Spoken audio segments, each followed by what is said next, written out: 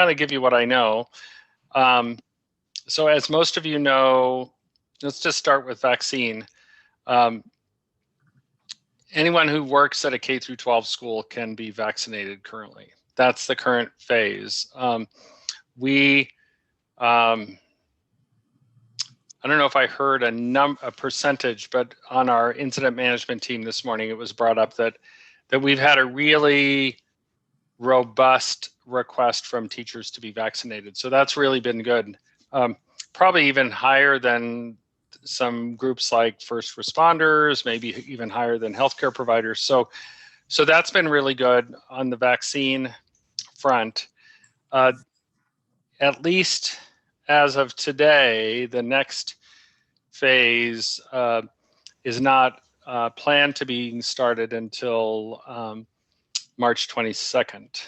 So we'll see how that goes.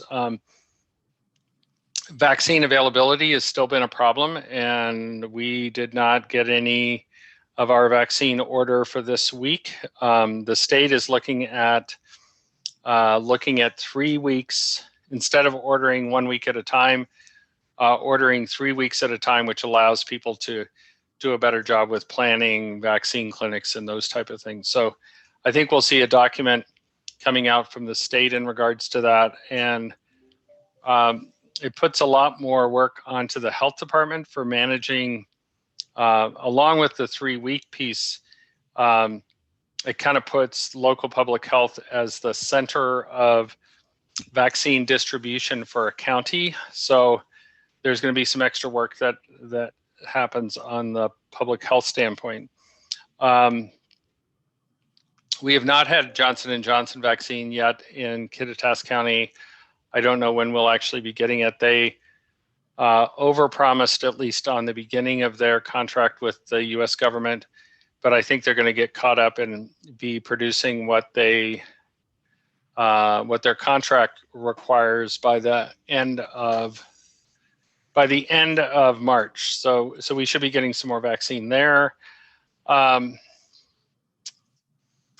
In regards to numbers, our numbers are slowly coming down again. We did our incident rate using our local public health data, February 13th through the 26th is 219.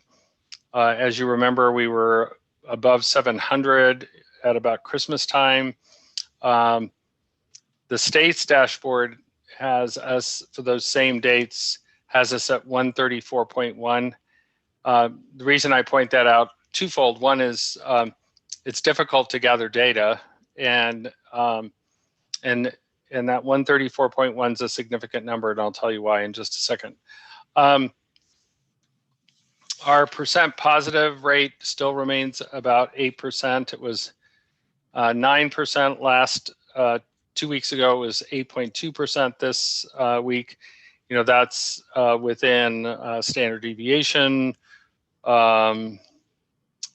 We have a couple of people currently hospitalized for COVID-19, but we are certainly not overwhelming our healthcare system. If we look at incident rate, and we've gone through this before, but we go back 10 days to make sure that we've gathered all the data, and then we look at the 14 days prior to that. But we have the data in our county, and it's good data. So I said our current incident rate for February 13th through the 26th was 219. But since that time, we've actually gone up, and for the last 6 days, we've been above 250. So it appears to be coming down again. I think the reason it has gone up is that we've all gotten a little lax. We're tired of COVID. We're really happy that we're not at 700 anymore, but the numbers we're at are still higher than they were last summer. So, but it appears over the last few days, we're starting to come back down again, which is a really good thing. Part of the reason it's coming down is that as people get vaccinated, they are not in the pool that can become positive. So, so our numbers should continue to come down, which is really good. We have not. We've tested a couple samples for B117 variant in Washington or in Kittitas County. We've not had any of our samples come back positive, but as of earlier this week, we were at 70 cases of B117 and variant, which was initially found in the United Kingdom, and we're at 5 cases of the B1351 variant, which is from initially found in South Africa. We've not had any P1 variants, but the reason to get more vaccine in arms as fast as possible is that then there's not a body for that virus to get into and then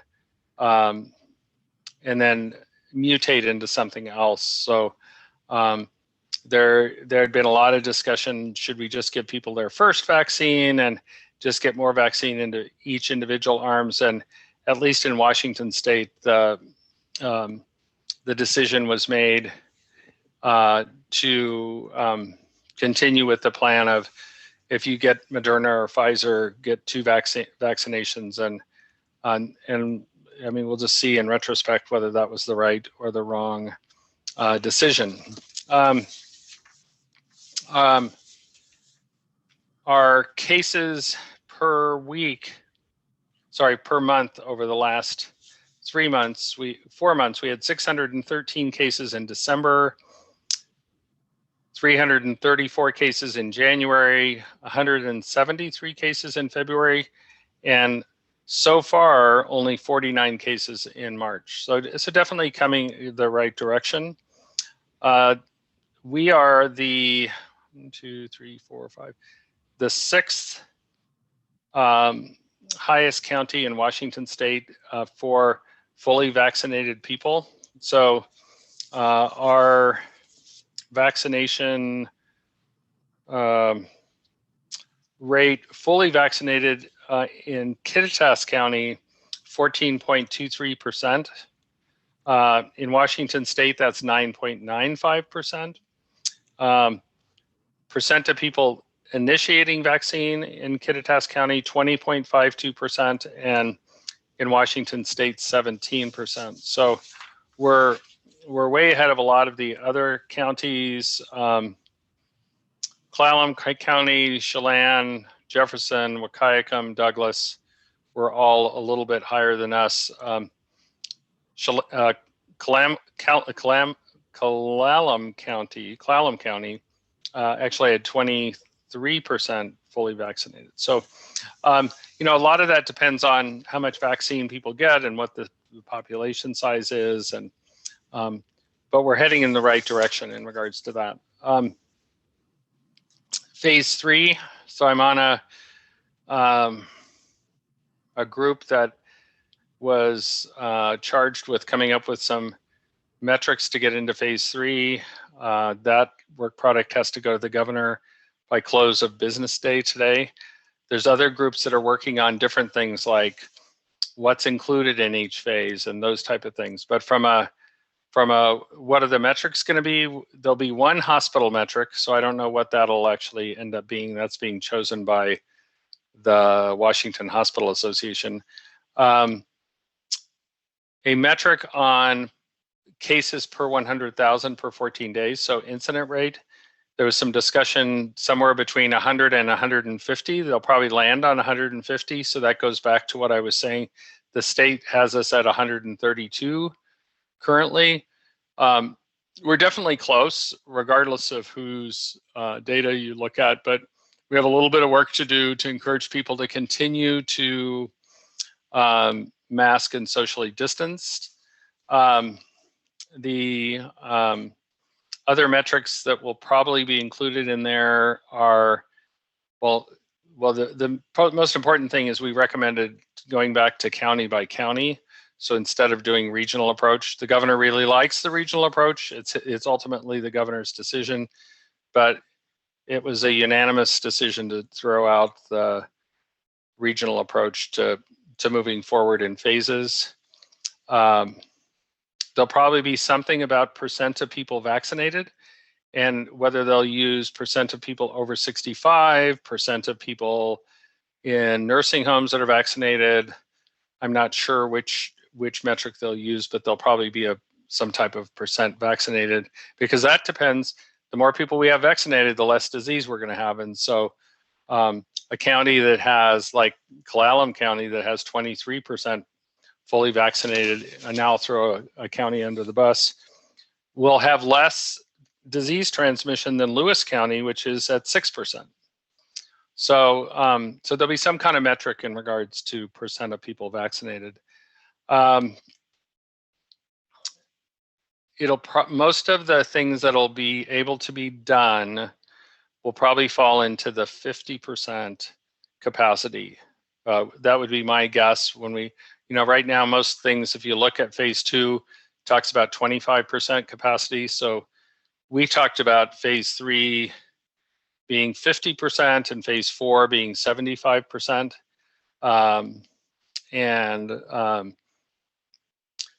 And not having any phase 5. So being phase 3, phase 4, and then being done.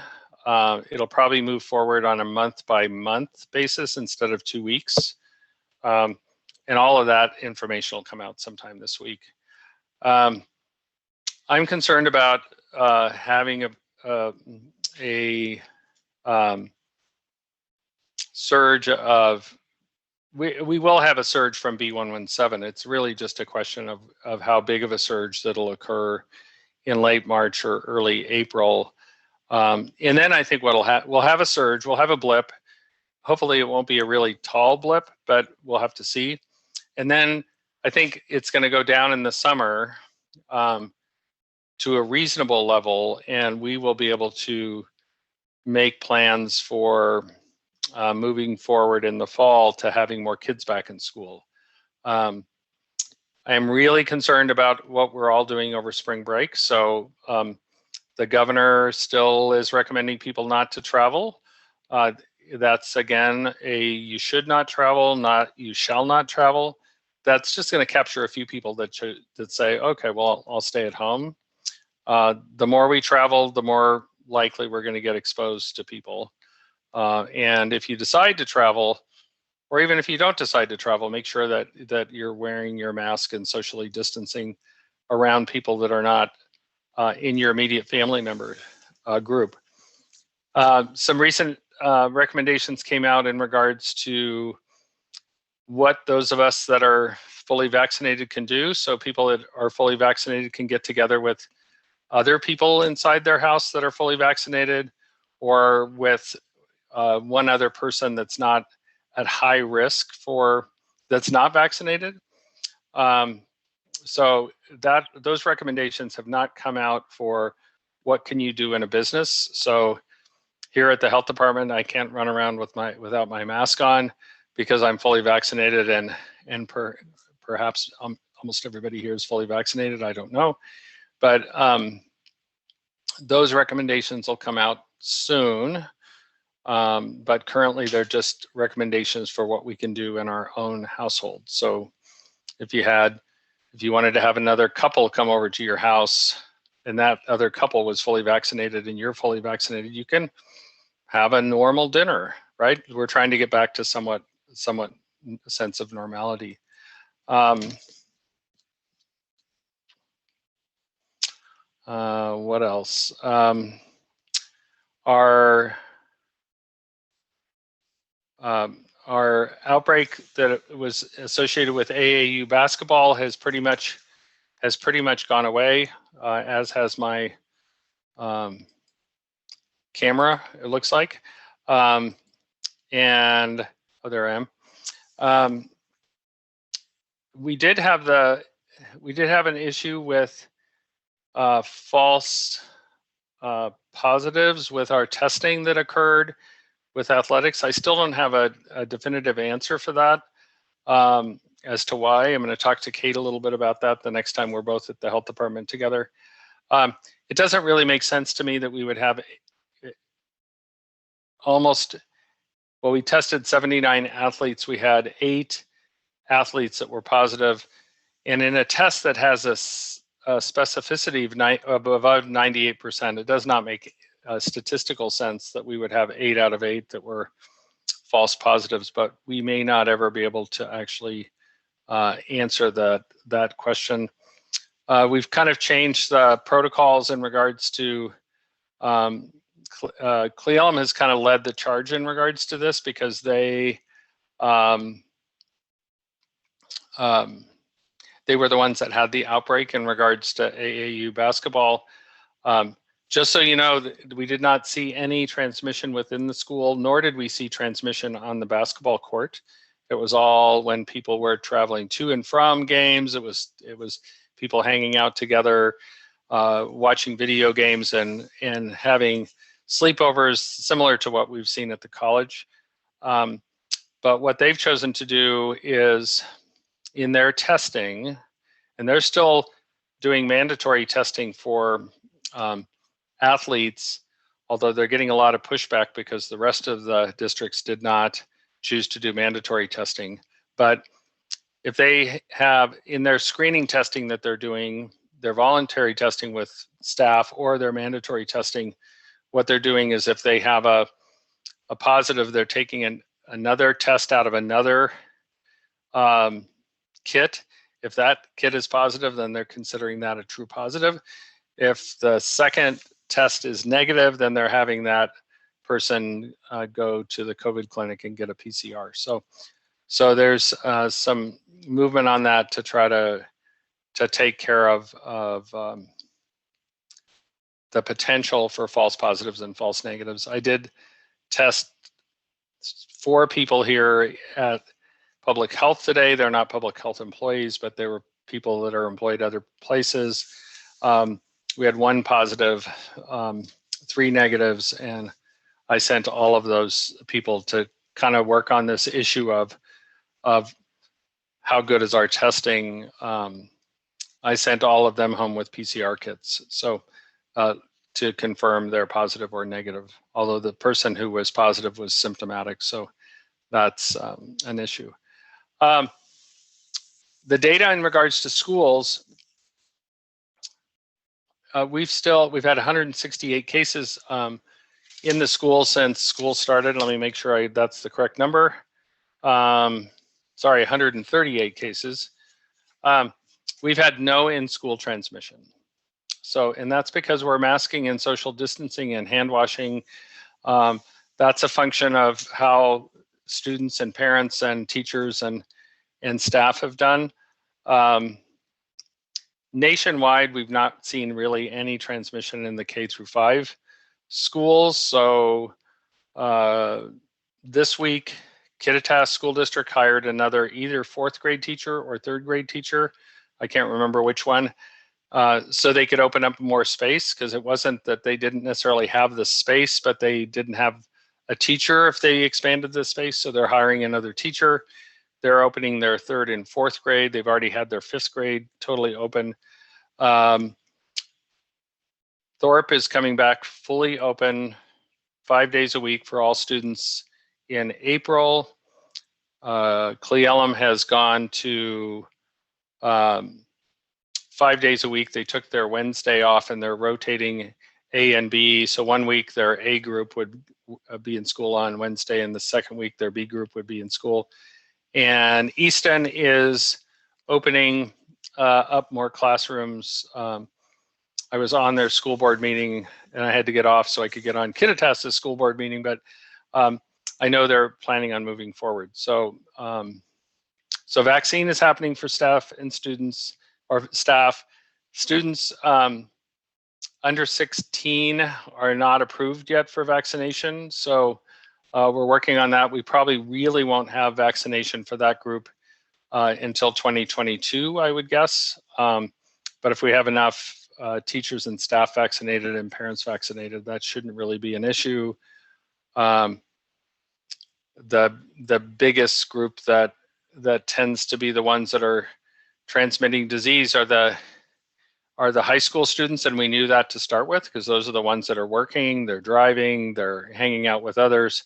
So we knew that was going to be the biggest risk group, and it still turns out to be. Sports has not been a big transmitter within the sporting events, and it's the same thing we've seen at the college. But we have had to quarantine whole basketball teams, the men's basketball team twice, the women's basketball team once, because of what they're doing outside of the basketball court or outside the soccer pitch and those kind of things. So I'm working hard at trying to find more activities that we can do in schools, working on seeing what we can figure out on graduation plans. And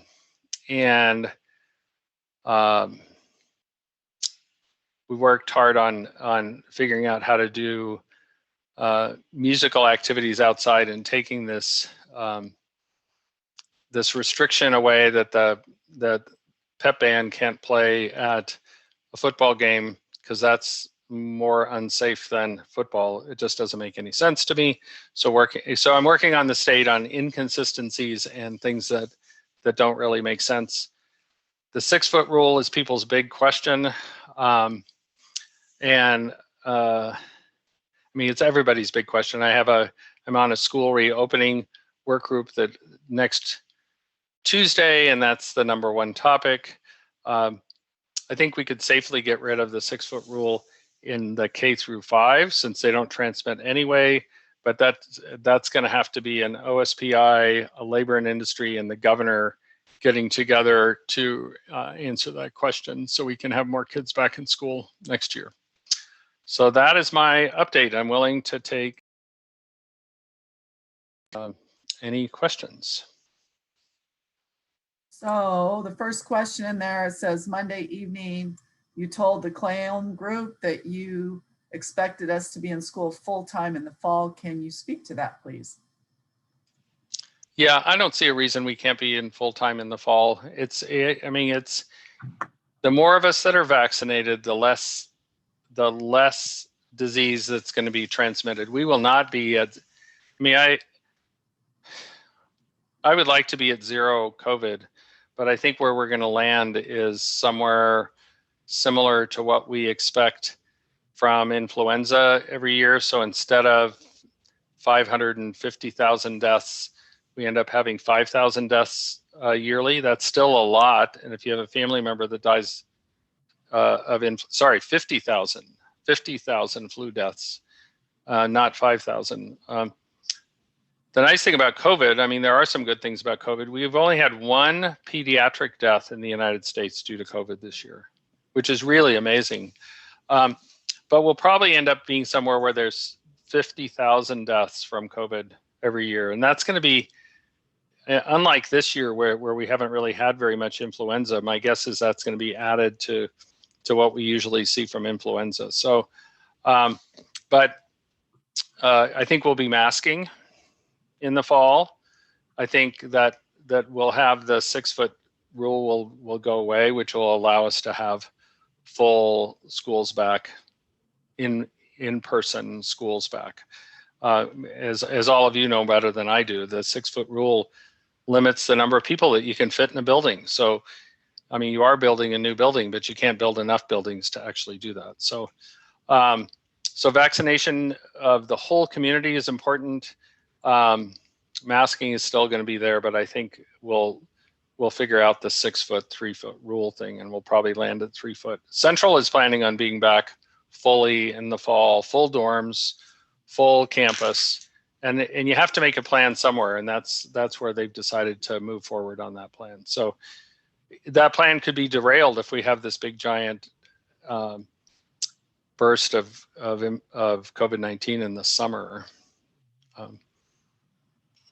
So yeah. Go ahead, Ginger. And the CWU, just so you know, I already sent Dr. Larson an email about this, and we agreed, at least for the spring quarter, or and Kelly's working together with CWU about this because he's officially kind of oversees the student teaching and practicum students, that you know, if they test twice a week, they have to agree to test twice a week, that we would be okay to allow them to come back for that spring quarter. And that was, Angela's question, you know, about being vaccinated, and even if a student doesn't necessarily, well, then they are actually eligible to get their vaccine too, right, Dr. Larson and CW? So that'd be good to share with your folks. Yeah, so CW employees and students are not in the current phase, but somebody who's doing a practicum in a K through 12 school falls under the same guidance as somebody who is a cafeteria worker in a K through 12 school. So they would be able to be vaccinated. So I would encourage those students to be vaccinated. Mm-hmm. So the Johnson & Johnson vaccine, is it safe for teenagers? And if you think so, how soon do you think it will be available for teenagers? It's a great question. I think that'll be the first one that's approved for 4 years of age and up. It's currently being tested. They are ahead of the curve in regards to that. They were behind in regards to where Pfizer and Moderna were in regards to getting their vaccine out, but they're kind of ahead of the curve in regards to that. I think it'll be a good choice for young people, including college students, because they won't have to remember to come back, and they won't have to come in and get a second shot. With no additional doses delivered this week, will those with appointments still receive vaccine? So people that have appointments for vaccine, so we didn't get any more vaccine in, so they weren't able to make new appointments. But if you've got an appointment, unless the health department or somebody at KVH has reached out to you, you will still get vaccinated. So Joan's question, this gets back to why percent positives are not counted. So 79, so rapid antigen tests are not counted as a whole.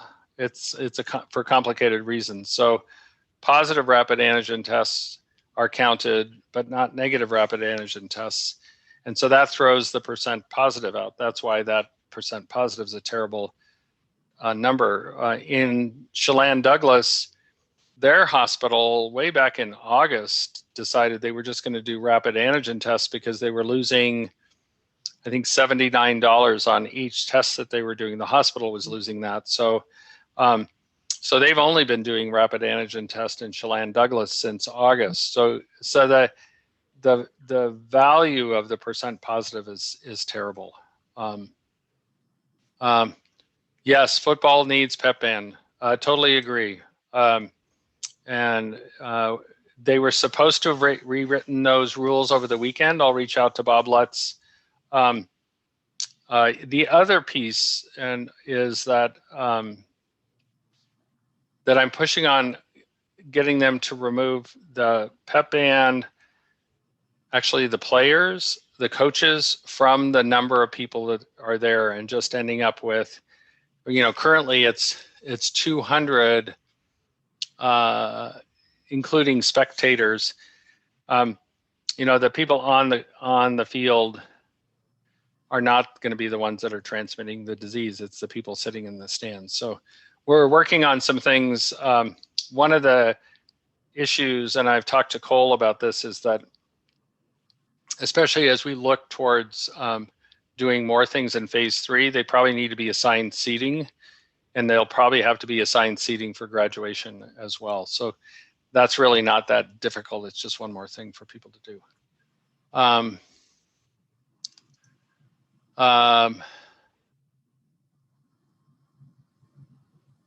So Carrie Fahey, I'm assuming you're asking about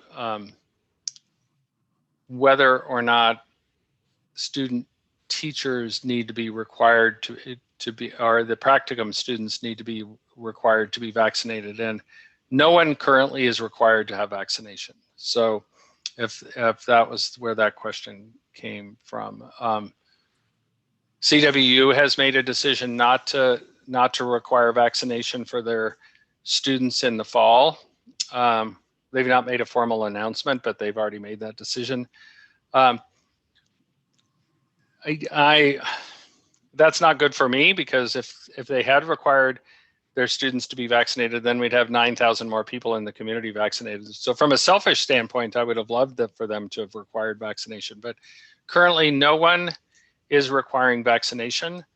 There may be some requirements at some point for vaccination for travel. So I think I've talked about this before, but if you were going to go to a country that has a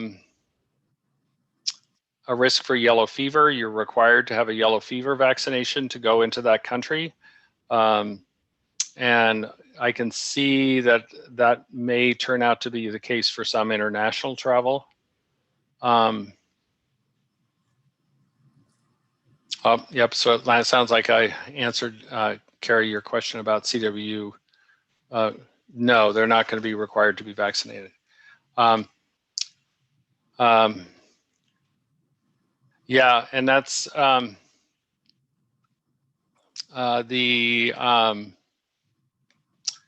Joan brings up the question about spectators at games. Yeah, it's an issue. The governor was really not, I mean, they had to push pretty hard on the governor to actually have sports come across, but the data is really very clear. Kids who are wearing a mask are not transmitting disease while they're playing a sport. Just like a choir kid is not going to transmit a disease if they're 9 feet apart from each other wearing a mask. It's those of us that go to church and don't mask and sing in church. We're the ones that are sharing the disease, not the students. So that's why I'm pushing on. That's why I'm pushing on that. I'd be more worried about the parents sitting in the stands, but if we just spread them out, then that's not really an issue. So those are the things that I'm working on the inconsistencies, and if you see any things that are inconsistent, then you can send me an email and I'm happy. It's easier to push on those things that are inconsistent in the guidelines than it is to just push on things I don't like. Because who's going to listen to me if I said, well, I don't like the color of that car, so you shouldn't make that color car anymore. Nobody's going to listen. But if I tell them, well, you let people do this here and you don't let them do this here, those are the levers that I can push on.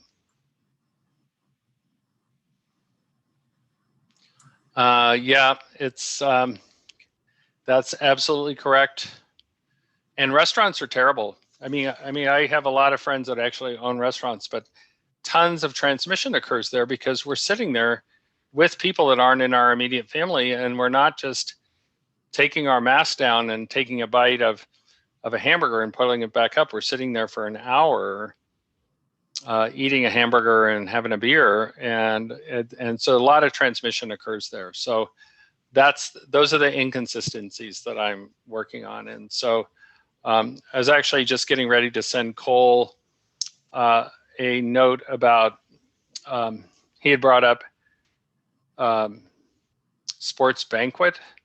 So there's a lot of inconsistencies in regards to that too. We are told that we can't have large get-togethers of students, yeah, for something like a sports banquet, but we're allowed to have in an indoor entertainment establishment, we're allowed to have 25% capacity. It just doesn't make sense to me. So that's exactly what you're saying, Joan. So those are the things those are the levers that we can push on. It's just figuring out who the correct person to push on that. I did have a meeting with Corey Wright yesterday for an hour between 3:30 and 4:30. It was all about schools. It's all about these same things, which levers we need to push on to allow more kids to get back to school safely, and work on mental health and of students and those kind of things. So I gave some names to Corey. He'll probably join us on some meetings because as a politician, he has different levers that he can push on than I can. So other questions today?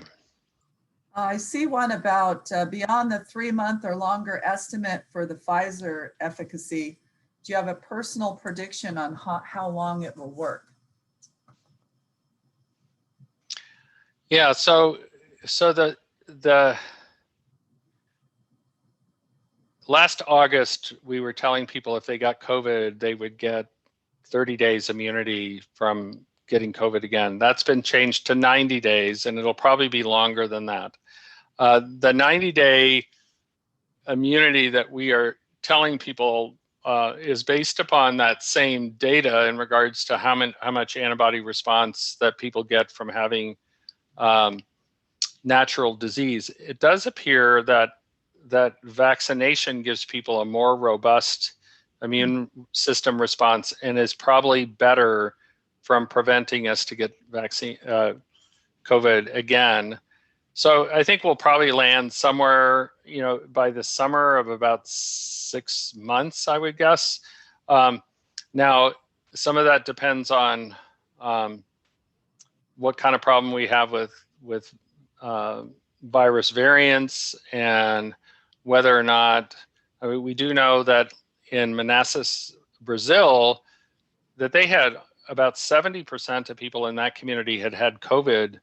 And now with this new variant, they're getting COVID again. So we know that natural immunity doesn't last forever. And certainly as we change, as we get more variants, we have more problems with that. Again, going back to the value of getting vaccinated. I mean, there's tons of reasons to get vaccinated. We're looking out for our grandma. We're obsessive compulsive about vaccination, whatever it happens to be. We want to have restaurants open, but probably for me, the main reason to encourage people that have some hesitancy is the more people we can get vaccinated, the less problem we're going to have with development of variants, and the more we can get back to normalcy. So for people that want to get rid of the 6-foot rule, that's a really good reason to get vaccinated, because the more people we get vaccinated, the less of a problem we're going to have with development of variants, and the more likely we're going to be able to get rid of the 6-foot rule, because we won't have a big surge, because that's really what's going to limit that. Labor and industry is a very cautious organization. And so they're the ones that we have to prove to that it's safe for people to be at work closer than 6 feet. And so that's where that really comes from. All right. Well, I don't see any other questions in there. So, one more. Do you know when and if Kittitas County may get the Johnson & Johnson vaccine? Yeah, so currently we can, it's on an order list. So when we go to place our order, Johnson & Johnson vaccine is in there. It's just grayed out. So we can't really order any currently. With a limited amount of Johnson & Johnson vaccine, where it's at least initially going to go is to the large vaccination clinics like in Pasco, where it's harder to get people to come back. So the initial supply will go there. I think we will always have more Pfizer than anything else, because we have the ability to store that vaccine. I mean, the best vaccine is the one we can get in people's arms. So, I mean, if I hadn't been my daughter, who's a home health care worker as her job as a senior in college, is getting a vaccine today in California. I don't really care which vaccine she gets. She's just at risk, and she's putting other people at risk, both being a college student and working as a home health care provider. So the best one to get is the one you can get in. I think that for the college, it'd be great to have Johnson & Johnson vaccine, but uncertain as to when we'll be getting that one in. We continue to ask for all of the vaccines, and what we get, because other people cannot store Pfizer, we get a lot of Pfizer. Well, as always, Dr. Larson, thank you so much for joining us. It's just so wonderful to know that we have this time with you every week together. And thank you for all your hard work and getting those vaccines in arms. I know I got my first shot last week, and it's just a seamless process there. So impressive. So thank you for your partnership with IMT with that process, and we appreciate you. Yeah, thanks. Yeah, and if for those of you that are feeling down in the dumps, sign up to be a volunteer, because it is an uplifting experience to be a volunteer at the vaccine clinic, and we're going to need volunteers for a long time, because it's going to take us a long time to get everybody vaccinated. The other issues is if you decide to go out of the country, or there are some, I mean, the people travel, right? And some places, like I'd love to go to Canada, but they won't let me into Canada, so I won't be going there. But people go places. There's some control. If you went to South Africa, if you were lucky enough to go to South Africa for spring break, you would have to quarantine for 14 days. The CDC would you would be contacted before you even got off the plane, and you'd be tested and quarantined. So there are some countries that there is a mandatory quarantine. The British Isles, Brazil, and South Africa. But if we travel, we just have to assume, if you're going to go be around somebody else, that you're going to be exposed. So our recommendation from the county and this is what's going to go out to the students as well is that if you travel or you do something where you're outside of, even if you don't travel, if you spend time with people that are outside of your bubble and you're not vaccinated, you should consider getting tested when you come back. So, because we'd like that not to bump up and throw us all off. So, all right. Well, have a good day. Larson. All right. You, bye. everybody.